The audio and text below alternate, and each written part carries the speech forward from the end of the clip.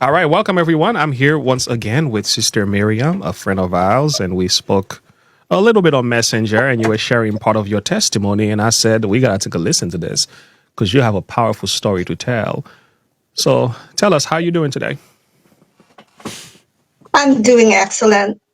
Yeah, Thank you for asking. How are you? we doing good over here. Thank you for coming to Advent Media Connect. One of the things that we like to do is to allow people to tell their story, and we think there's great power in that, and also Jesus can do wonderful things. If he's done it for you, he can do it for somebody else. You Amen. sent me a video that spoke about a disease that I never heard about. I'm gonna play that video so at least people have a context of what we are talking about. And again, I don't know how many of you are familiar with this, but let's play the video so you have an idea of where this story is going today and what Sister Miriam has to share with us on the channel. So let's take a listen. Tonight, our defenders investigate a mysterious condition that causes pain so excruciating it's known as suicide disease. Statistically, nearly half of patients diagnosed take their own life within 3 years of symptoms starting. WCNC Charlotte defender Savannah Levin spoke to a Rock Hill woman who is battling the disease and trying to raise awareness. Trigeminal neuralgia causes random, intense bursts of pain. It usually affects people over 50, but as you're about to see, it can happen to anyone at any age. And right now, there's no known cure. I felt a really sharp and sudden pain. Abby Brooke remembers the first time it happened. It was 2018. She was sitting in her bedroom and the blast of pain threw her to the ground. It feels like there's a knife in your jaw or electrocution going through your eye. Like a grenade went off 2 feet from you and you just caught all the shrapnel from it. Abby met with dentists, doctors, and specialists, and for almost a year, no one had any answers. As time goes on, you feel more and more like you're alone and you're in solitude because no one's understanding you. Most people, they don't know how to explain it to anybody. They just know I'm in a lot of pain and I need help, but I don't know how to explain it. The ambiguity of it is part of how haunting it is. She was finally diagnosed with trigeminal neuralgia, a chronic condition caused by some disruption of the nerve that connects the face and brain. It's widely considered the most excruciating pain known to man, and there's currently no cure. I feel a little bit guinea piggish in some ways. It's in its infancy as far as the research to what kind of surgical interventions can help you, what kind of medication can help you. In fact, the condition is known as the suicide disease. Some medical reports say nearly half of all patients will take their own life. It's hard to explain because unless you felt it yourself, you really can't understand the magnitude of it. It's a pain that is coupled with the hopeless darkness of no way out.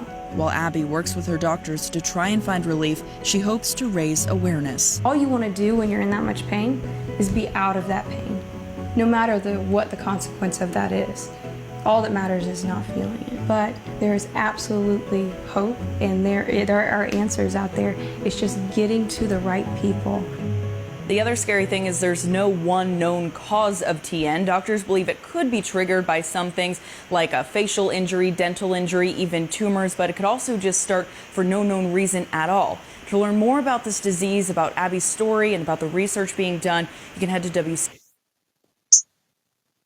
Yeah. So this is the story. Let me bring you back on my screen here. Yeah. So, Sister Miriam, you saying you've gone through something like that? Yes, and even worse, actually. Wow. Um, um, maybe I feel like I need to share first my spiritual experience, Okay. You go ahead. just for the people to know who I am, what I was, or what I've gone through. Mm-hmm.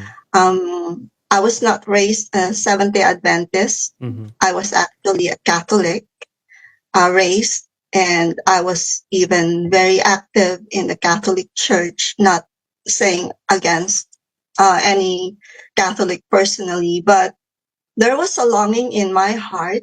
And I remember when I was still like around 7 years old, whenever my mom would try to put me to sleep in the afternoon, what I would do was I would get one of those catechism booklet and I would open that, and I would read it actually. Thank God there was no devices yet at that time, so it was just really reading. And every time I opened that, I would wonder what life would be after death. So that's how my curiosity was. But looking at the doctrine that we used to have, it was really dark. Like I said, what would happen if I went to purgatory?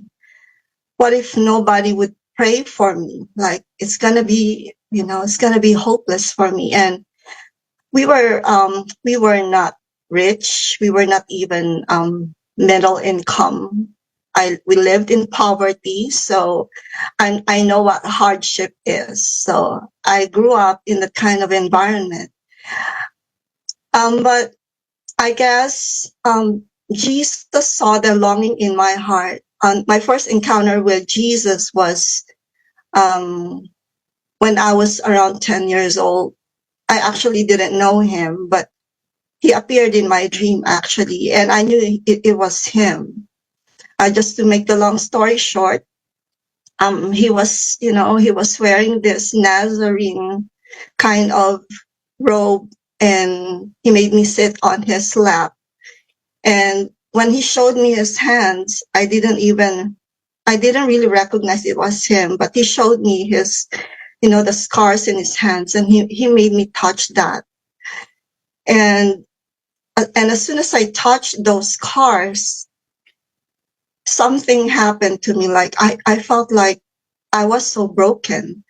There was like a message through those scars that, look at the scars, I did it for you. So that was my, my first encounter with Jesus. But I didn't know it was really Jesus until I started seeing these movies during Lenten season, during those times when I saw that there was a man who was being crucified, and it was Jesus. So I knew later on that it must be Jesus who appeared to me.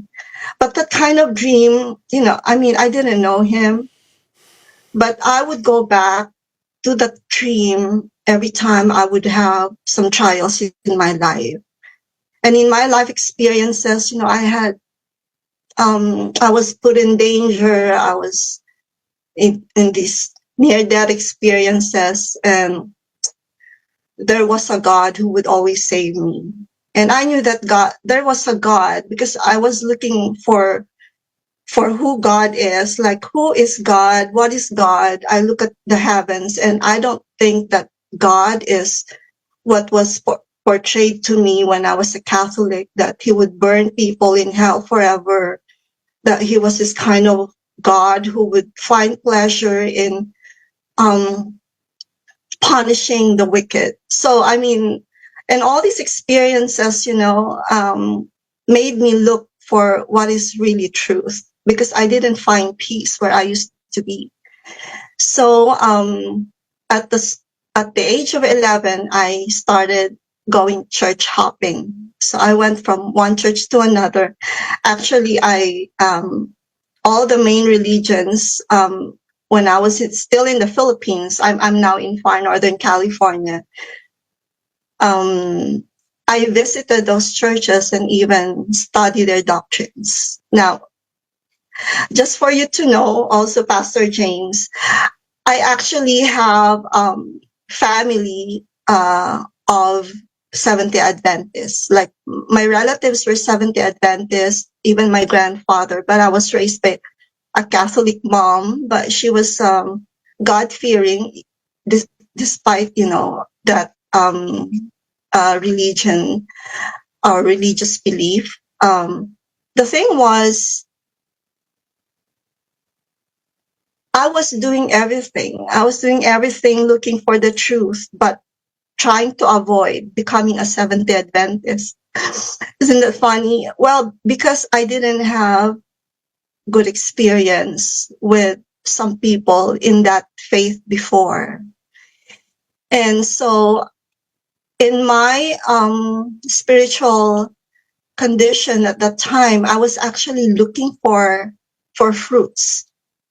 By their fruit you shall know them, right? So I went from Jehovah's Witness to Church of Latter-day Saints to Church of Christ to Baptist, and then several born-again fellowships and all those charismatic, sects.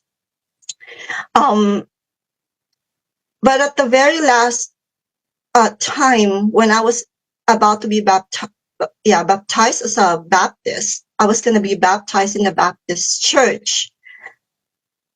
There was one question that I couldn't get rid of in my head, and it was about the Sabbath.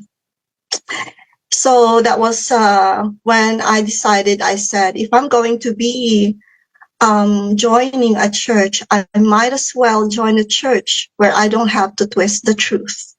Because I couldn't deny that what is in the Bible, you couldn't twist that. Anything that is plain truth, you couldn't argue with God. You couldn't twist that and make some acrobatic twist or, action. So I finally decided to ask a pastor to do a Bible study at home.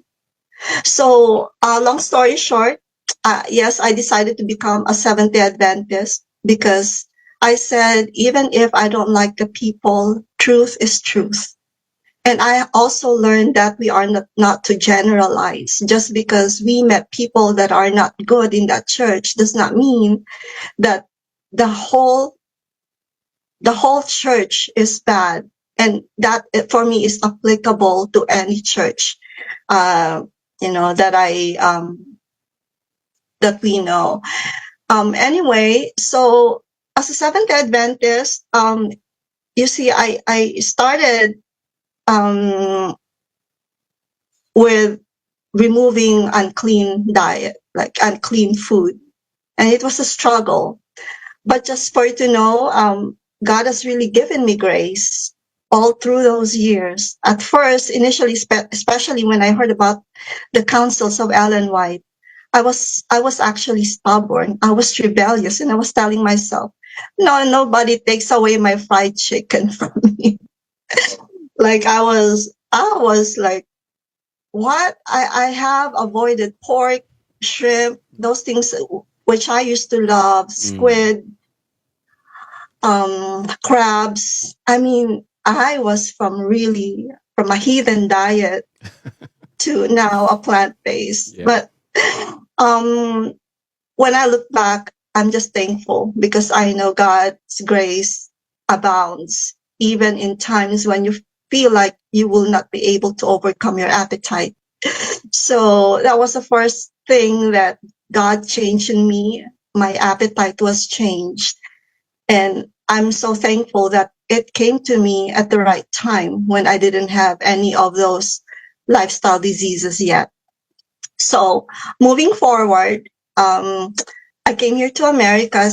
I'm a nurse by profession, and around 2012 or 2010, I believe, I was already on the way to improving my diet.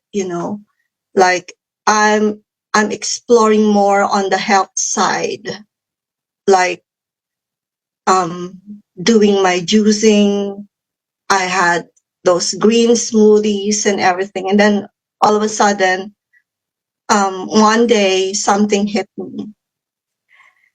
And one morning I woke up with Could you quickly, severe. could you tell me how old were you at the time when this happened?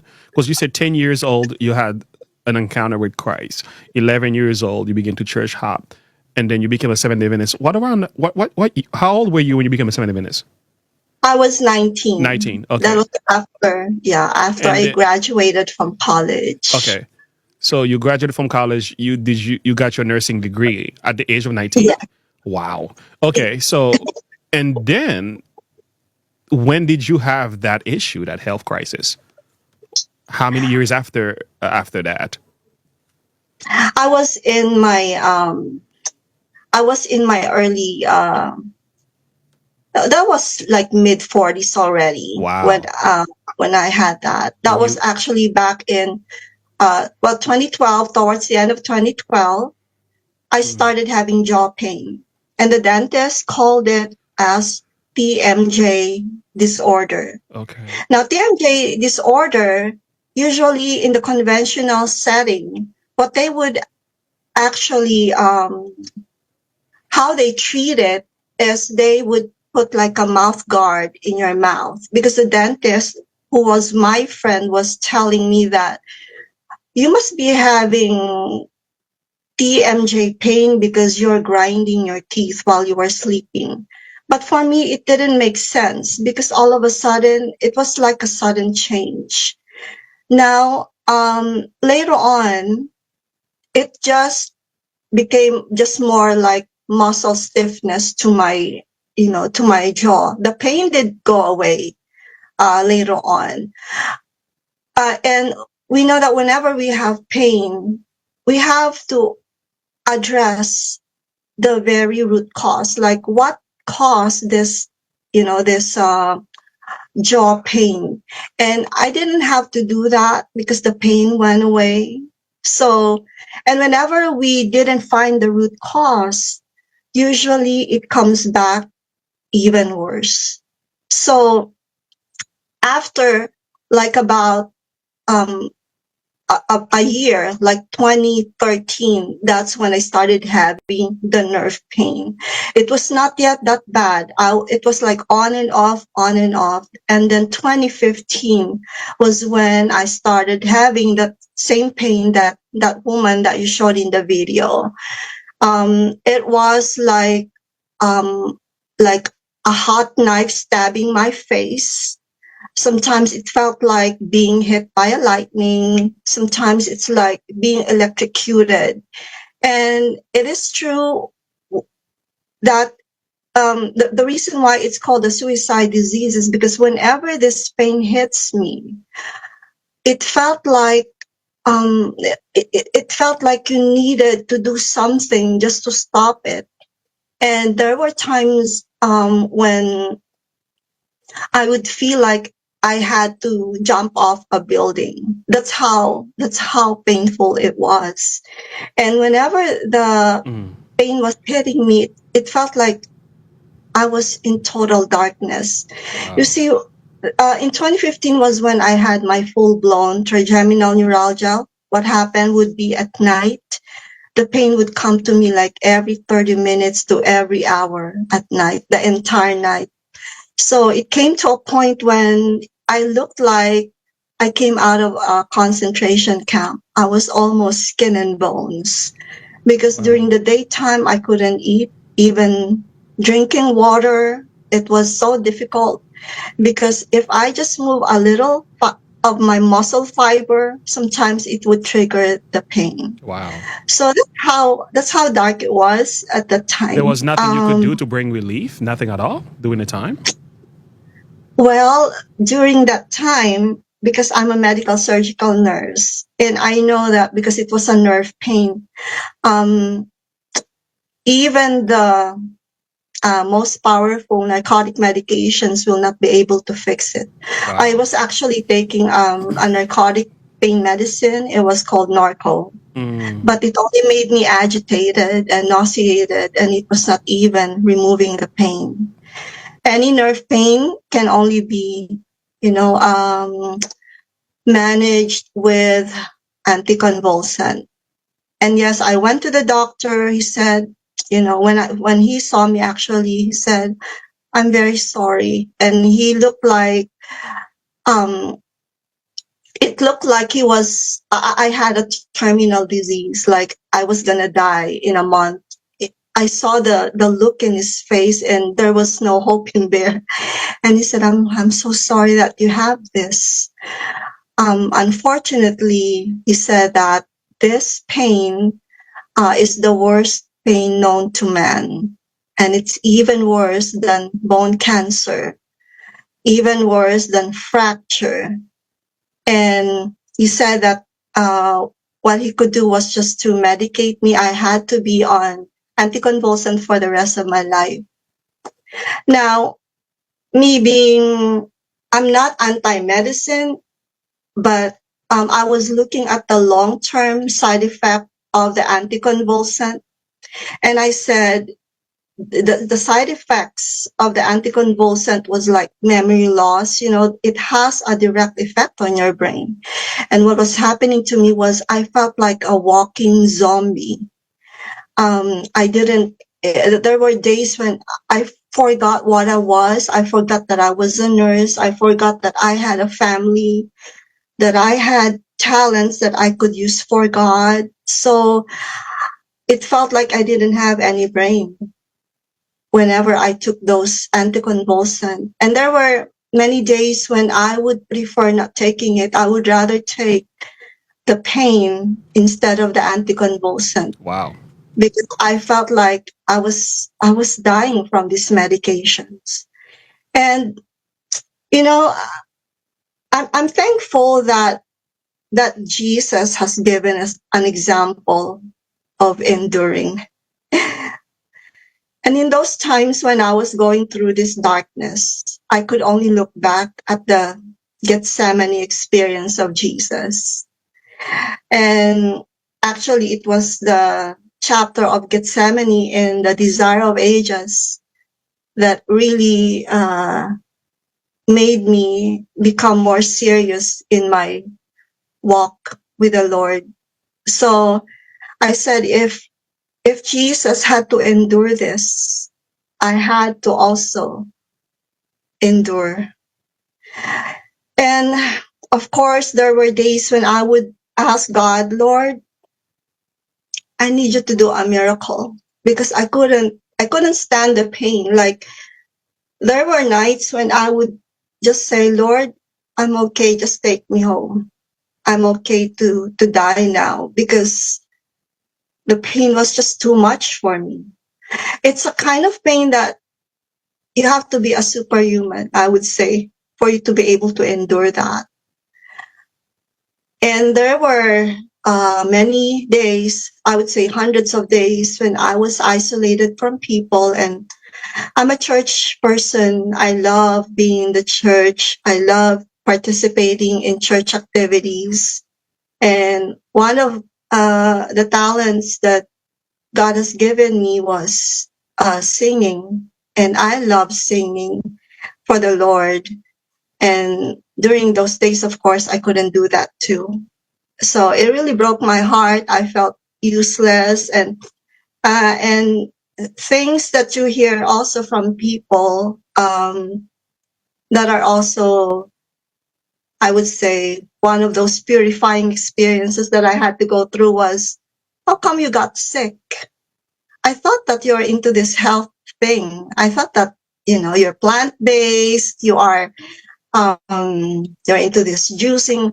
How come since you started this, that's when you became sicker? But, despite those things, of course, I didn't take it personally. But despite the hopelessness that I see in my own human eyes, I chose to trust God. I said, my faith was really trained by God to be able to pierce through that dark time in my life. Wow. And whenever I was having those pains, I was also thinking that, there is, I know that it's all dark. Mm-hmm. I don't see any light at the end of the tunnel. But I said, I still want to believe that there is light outside this darkness. Yeah, yeah. I'm wondering, before you get to the deliverance part, how did this impact your family and your relationship with your husband and children at the time? They were impacted, but they were supportive. Okay. And they were taking care of me at that time. But there were days that I couldn't allow my children to get into my bedroom, because even just a little noise will jar those nerves, and then I'm gonna have that episode of pain again. But, this thing came to me actually, Pastor James, when I was very active in homeschooling. And I really enjoyed. I was homeschooling my children. I love reading them Bible stories, and it was a hard work. And nothing was more important to me than, the teaching my children about God. So when that happened to me, they were actually in their formative years. So that was really hard for me. But I said I couldn't allow myself to be depressed. I actually gave them, I told them, I assured them that if ever I couldn't smile, it's because I'm in pain. I'm not depressed. I'm just in pain.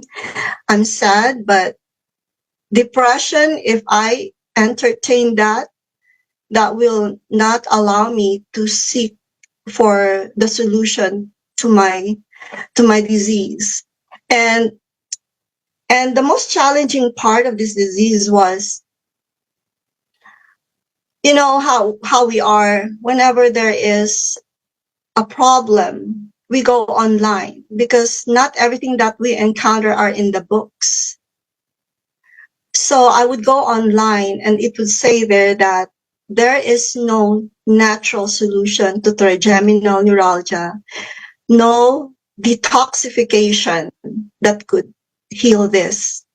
But I'm just glad that just before this happened to me, I was already established in the healing principles in the Bible, that we are fearfully and wonderfully made, that the body can heal. You just have to give it the right condition. So I was, when I was in the doctor's office, I said to God, Lord, if you will just allow me to find the solution to my problem, I will dedicate my life helping those who are also in the dark. And even then, I was already claiming healing actually from God. I actually, even if I was having this crisis actually, I didn't let that crisis get wasted. That was the time whenever I had a chance to study, to learn, I was really a progressive seeker of everything about healing. So I have explored in a lot of things that will bring healing to my body. So one day, because I asked God, Lord, please help me find the cause of this disease. Well, I encountered a physical therapy doctor, and he had his own practice. It was like called soft tissue release. Like for those people who have facial pains, they have those trigger points. So that's what he was doing. So I went to him and he said, Miriam, did you get exposed to any heavy metal at all? Because your cheek is full of fibrosis, and it's a medical term for scar tissue. So I had scar tissues. Those are all destroyed muscles in my cheeks, along my jaw, on the left side of my face. And then I said, I don't think so. So that kept me asking. But in every step, I asked God, Lord, in every step, you have to order my step. Like, you have to lead me to what really caused this. And even if humans don't have the solution for us, even if they don't have the answer to our questions, our God, being a personal God, will always lead us to what really caused the problem, because we know that in order for us to heal, we have to ascertain the cause first and to get rid of that cause. So one day I was watching this documentary, and it's one of those Gerson therapy movies. It's called The Beautiful Truth. And it showed there how harmful mercury is. And then the Lord made me remember that time when I had my silver filling, my dental amalgam removed. And for that to be removed, of course, there's a process of drilling. And every time that was being removed, what happens was it turns into gas. And that mercury in the gas form was absorbed by my mucous membrane. And then over time, it destroyed. This is how I understood what happened to me. Little by little, because I was not able to get rid of the mercury that my jaw, my left face has absorbed, it destroyed my muscles and then later on my nerves because it's a neurotoxin. Knowing that, I started searching for a natural chelator. I bought this. It's a combination of cilantro and spirulina. So I took that, and then the next morning, all I tasted in my mouth was metals. I said, I have heavy metals in my system. And progressively, so I got to know the Gerson therapy. I know we're going to talk about it.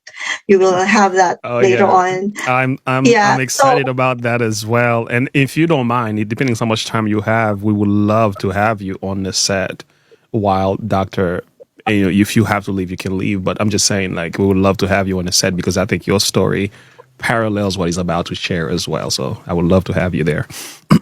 Oh, yes. Well, as soon as I get to know, Dr. Patrick Vickers, actually, I was listening to a lot of his lectures.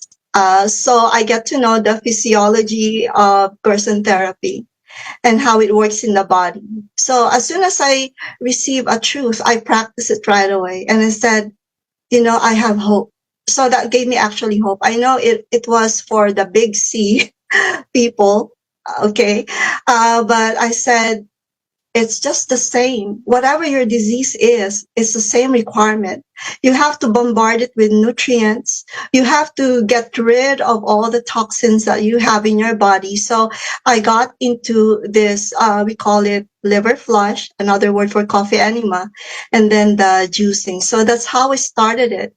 But there is a big blessing in this kind of therapy. I was not doing the full Gerson therapy. I was doing it modified because the real Gerson therapy is it's a lot. It's a lot of juicing and coffee enema.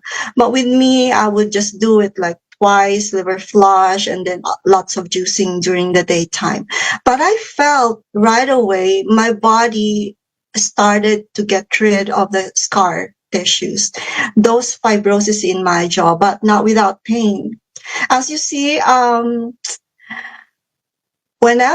if you are in the medical profession, we are taught that when your nerves are damaged, it will never be repaired anymore.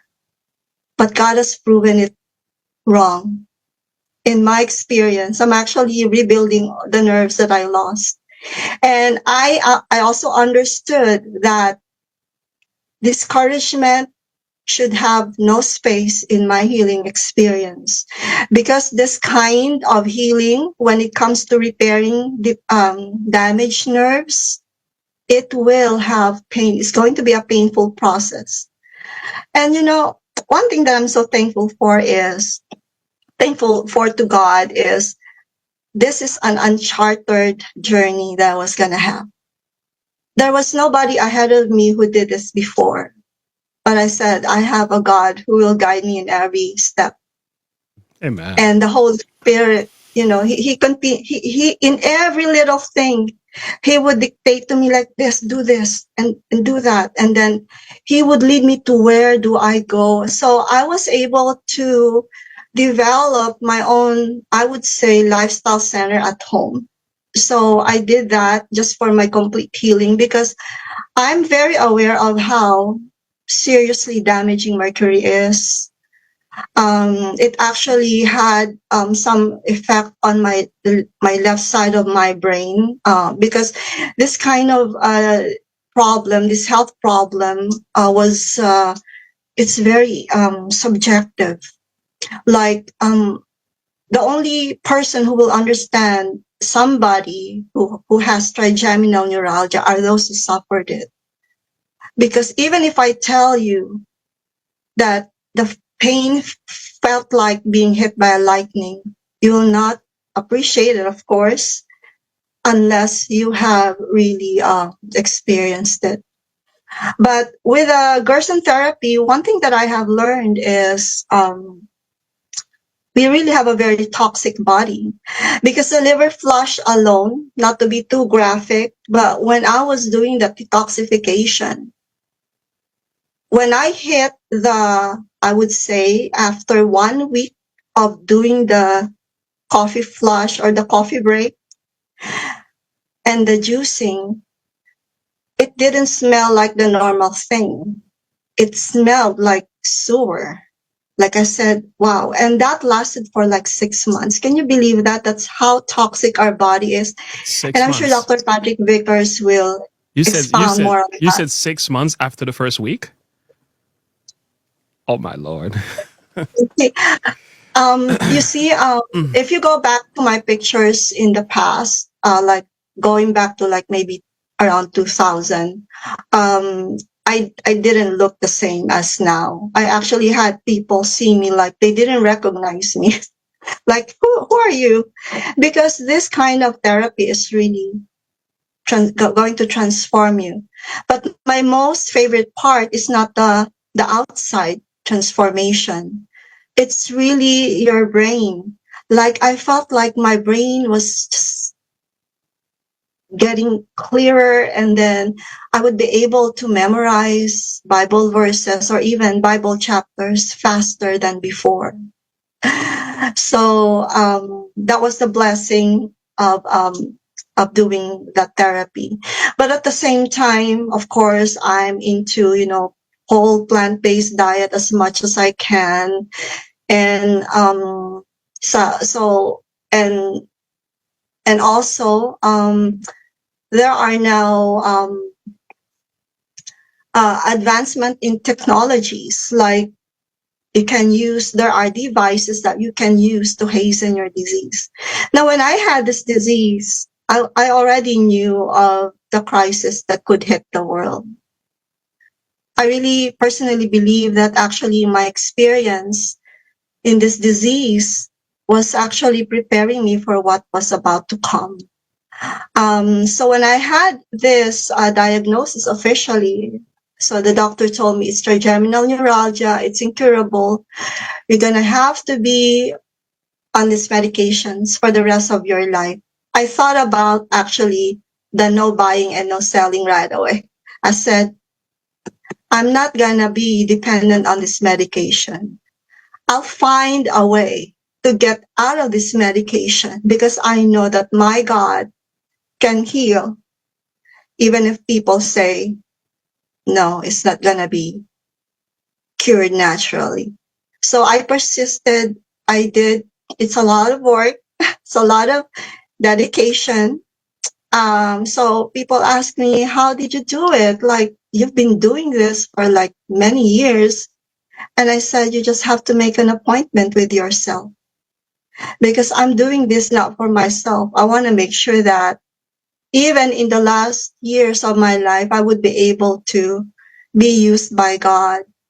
Even now, I mean, I'm actually fulfilling my vow to help people, direct them to what will help them. And I always tell them, if you really believe in the Bible, you know that the time of no buying or no selling will happen.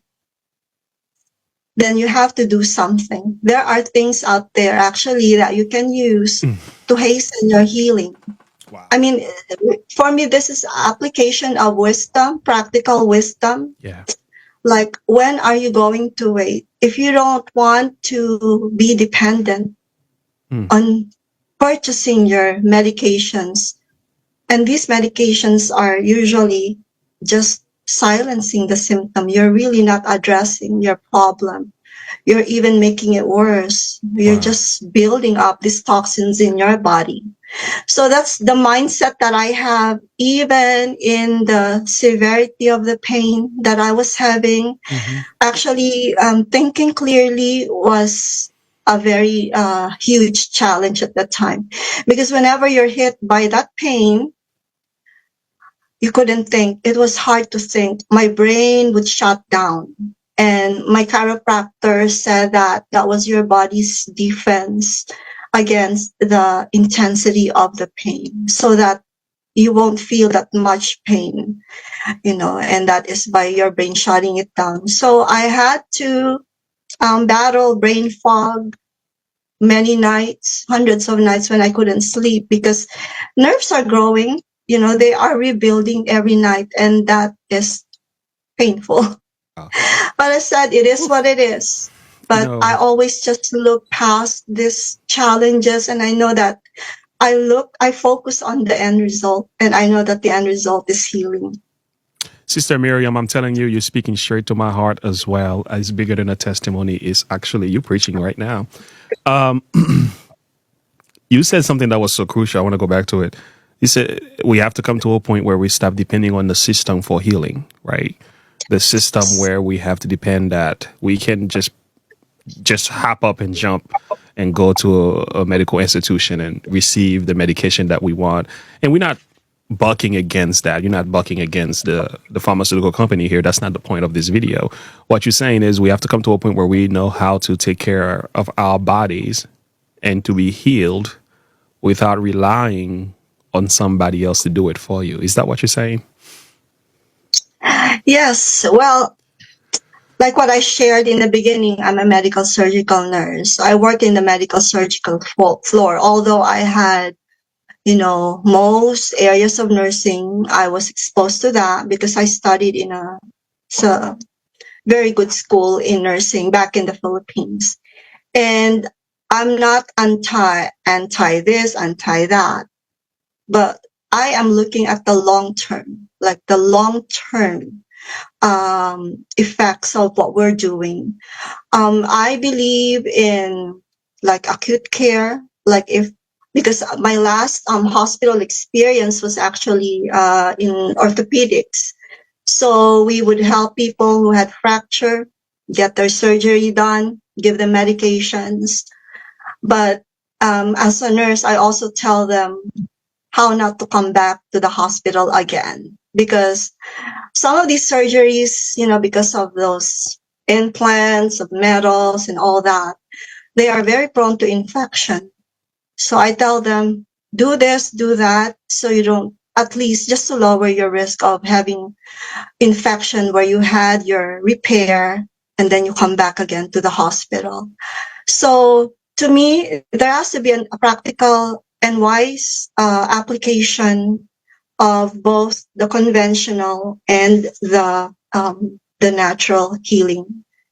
And for me, ultimately, though, the best, the most, I would say, powerful knowledge that I have really learned was in the natural healing.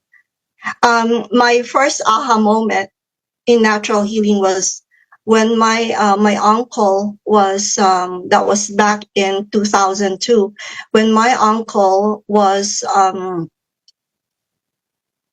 diagnosed with terminal cancer. It's a lung cancer. He used to smoke, but he stopped smoking, but still he had the lung cancer. And the doctor said, even if we do a chemo on you, you only have like 5% to live. To me, that was like a death sentence. And I said, and I already knew of people back then who was doing all this, green juicing and all that. So long story short, I was able to convince him to get into this kind of healing because he didn't want the other conventional treatment. So within just 30 days, his 60-year-old appearance turned into like a 25-year-old guy. I said 1 month. Like his skin was it's like baby skin. He looked so healthy, and he was able to bring back his voice again because he lost his voice. Wow. And then I said, and I used to also do chemo infusion. So I had that experience, and then I had those questions in my mind, like, how come this I thought that I was going to be a hero. I thought I was going to save these people. How come it's like they are just in my observation, they are dying quickly. So I left that area actually, and I said, I promised to myself, I said, I'm never gonna be like that again. So when this thing happened to me, when I had this observation on my uncle, I said, wow, I was humbled because, I mean, you see that there is a tendency like, well, I finished bachelor's, I know about nursing and all that. I know about this conventional treatments. But when I was faced with this, it's a personal encounter with the change that I saw in my uncle, I was really humbled. I said, whoa. So unfortunately, he didn't comply with our agreement. I asked him, Uncle, just make sure that you don't go back to meat eating, especially red meat eating. And I really believe that as soon as he felt much better, he started eating meat again, even just a little bit.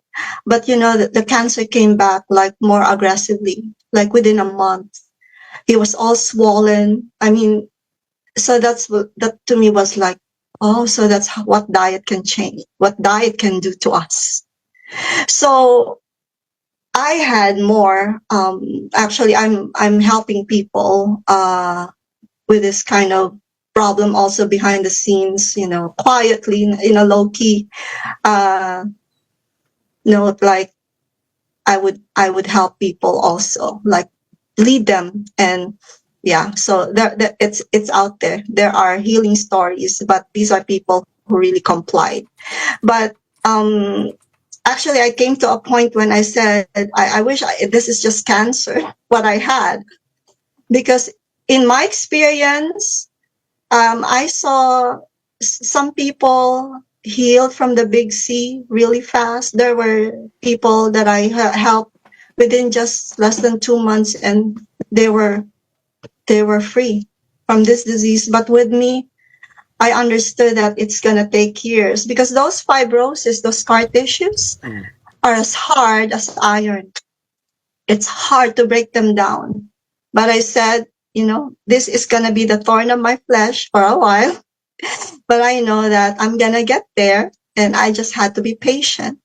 There was a time when I had acute appendicitis. My appendix ruptured, and that time God did a miracle in my life.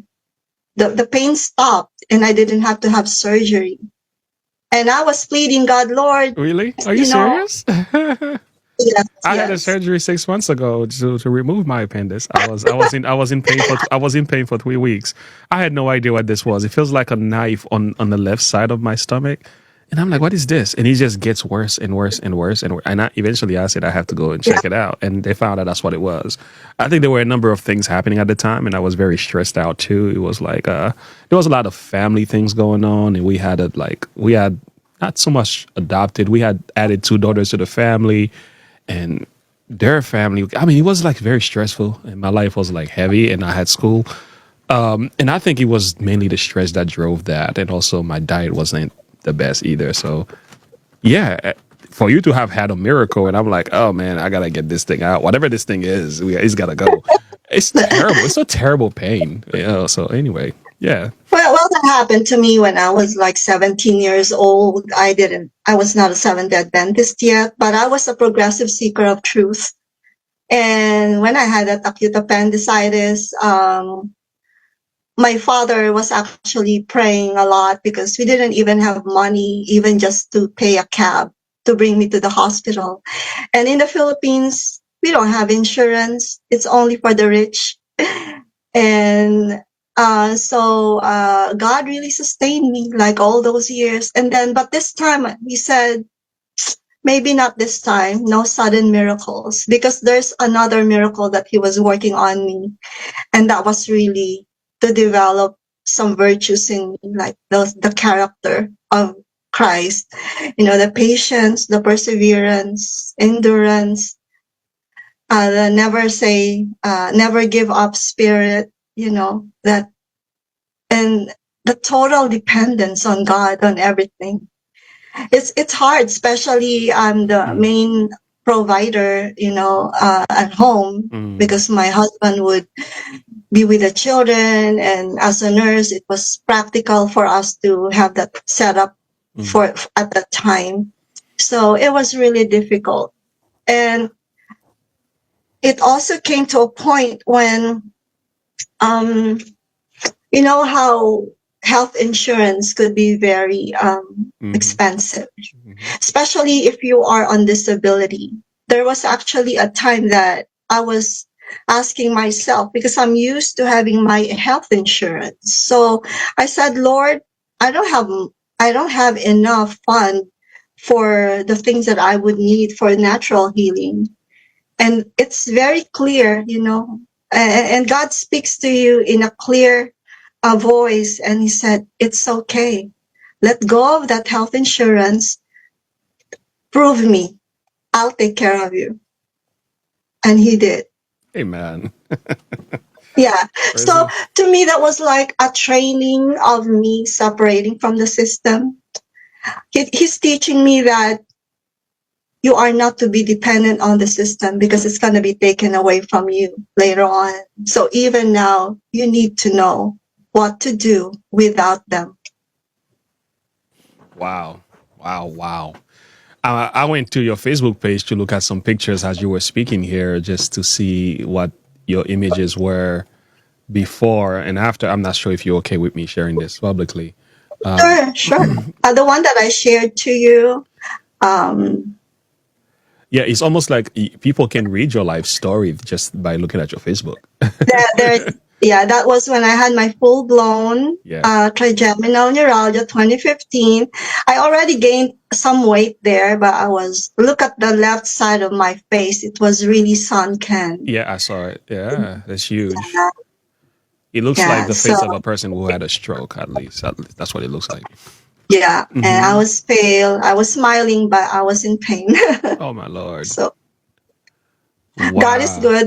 That's all that I could say. And I'm here not for exposure, not to be famous, but I really believe that the goodness that God has done to me is worth Amen. the exposure of how Jesus has been good.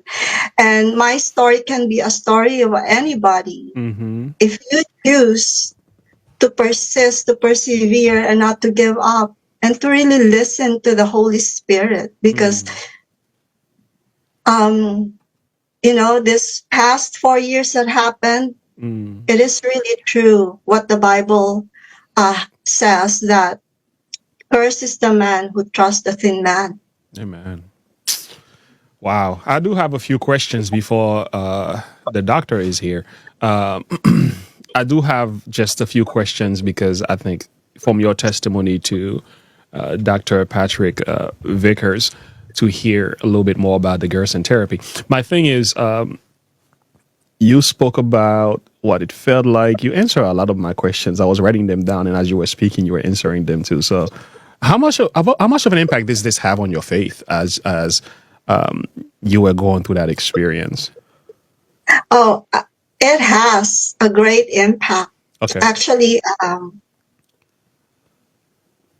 initially I was telling God, Lord, why did you allow this to happen to me? This is not glorifying to your name, because people know me that I'm into this health thing. I know the health message. I was a health reformer, and what a shame to your name. And then one day when I was walking to my kitchen, I really heard it so loud. You know how it is. I'm pretty sure you can relate to it, but it was just too loud that I got startled actually. And he said, now you know why I allowed this to happen to you, because I know you're not going to give up. It was so loud that I was like, Oh, wow. okay. So it was like God telling me, see, I told you. Yeah. But and it also taught me to make radical prayers. Amen. And because of the impact of the mercury, I had severe receding of the gums. My teeth were shrinking, and we know that health starts in the gut, and gut starts in the mouth. So I mean, not a lot of people realize that in order for us to be healthy, it always has to start in the mouth. So I said, Lord, if you know the numbers of my hair, and I have a thick hair, I said, Lord, I'm pretty sure you know the solution to my receding gums and my shrinking teeth. And he did lead me to that too. So, Oh, wow. and now I'm rebuilding my bones here and my teeth as if, it's like becoming brand new again. I said, Lord, It's amazing. you've done so much for me already. Like, it's unlimited. You just, God is not asking us to believe right away. Just ask him. Amen. And he will increase our faith in everything that we ask. If it is for his glory, he will really supply that. Amen. That's powerful. I could listen to you all day. I really think we should do a part 2, at least to see what are some of the steps that we could take to follow through that process. Because I'm actually very interested, and I don't have to be sick to get there. Because I think sometimes when we get sick, like they say, prevention is better than healing. So I think we need to work more on prevention than after the fact. So I would love to hear some of the ways people could go about taking these steps to detox their body, as much as you were speaking about, and you made mention of Gerson therapy. And I'm learning about this because you mentioned it. I never even knew anything about Gerson. I had no idea who this was until you sent me the video by Patrick Vickers, and I was like, you got to be kidding me. Is this for real? Anyway, so that's kind of why we're having this discussion in your testimony as well. So I'm hoping maybe sometime in the future, you will be willing to share something with us along the line of the steps that need to be taken in order for, similar to what your process has been and what you went through. And because I think I'm just very interested in that. So I would like to know what it these is steps are. really totally transforming. And I said, I'm just excited to have someday that when God turns our body incorruptible, it's even better. Amen. You see, my faith in God is even increased, like I would say 100 times when I was doing all of this. And even I said, memorizing Bible verses, how fallen we are. We are so sick, as humans, and Jesus is really longing that we be restored in his image. Amen. And even now we can have that foretaste, Lord, of being restored in his image. The foretaste. And I would like to add, I would like to end this talk with this Bible verse. That'd be great. I'm not gonna say the whole chapter, but that is in Psalms 30:11 to 12. Thou hast turned for me my mourning into dancing. Thou hast put off my sackcloth and girded me with gladness, to the end that my glory, will give praise to thee and not be silent. O Lord my God. So did you say was that Psalm 34 or 36? That is, to the end that my glory may sing praise to thee and not be silent. O Lord my God, I will give thanks unto thee forever. So that is in Psalms 30:11 to 12. Nice. Wow, thank you. We appreciate that. I appreciate your testimony. It is powerful and breathes hope, and it shows the significance of having faith. We have Dr. Patrick with us at this moment. We want to bring him on. But before we go, let's pause and have a word of prayer. You can hang out with us because I think you can add some inputs as well. And if you ever feel like you have to go, you can just leave. You don't have to say anything. But I would like to have a word of prayer right before we go into the next segment of our live stream today.